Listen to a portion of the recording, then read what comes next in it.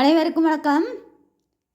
Tamil KSR சேனலில் 11ஆம் வகுப்பு தமிழ் பாடத்துக்குரிய கற்பவை கற்றபின் என்று சொல்லக்கூடிய வினாவும் விடையும் பார்த்துட்ருக்கோம். அதில் இயல் 8 உரைநடை பாடம் பார்த்தோம். அடுத்தது செய்யுள் பகுதி ஒவ்வொரு பிள்ளையும் என்று சொல்லக்கூடிய ஒரு செய்யுள் பகுதியினுடைய கற்பவை கற்றபின் என்று சொல்லக்கூடிய வினாவும் அதற்குரிய விடையும்.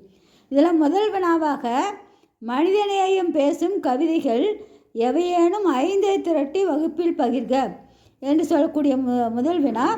அது மனிதநேய கவிதைகள். உங்களுக்கு பல கவிதைகள் இந்த பதிவில் கொடுக்கப்பட்டிருக்கு.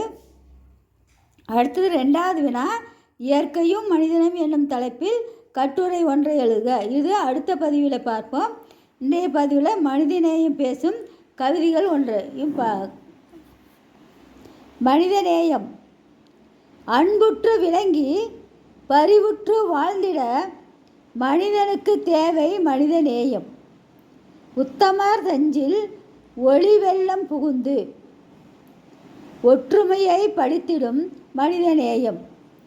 இரக்கம் கொண்டு ஏழ்மையை மறந்து ஏற்றம் பெற்றிடும் மனிதநேயம். இரக்கம் கொண்டு ஏழ்மை மறந்து ஏற்றம் பெற்றிடும் மனிதநேயம். ஆபத்தில் உதவி அன்பாய் அணைத்து ஆபத்தில் உதவி அன்பாய் அணைத்து அருள் புரிந்திடும் மனிதநேயம் என்று சொல்லக்கூடிய ஒரு கவிதை.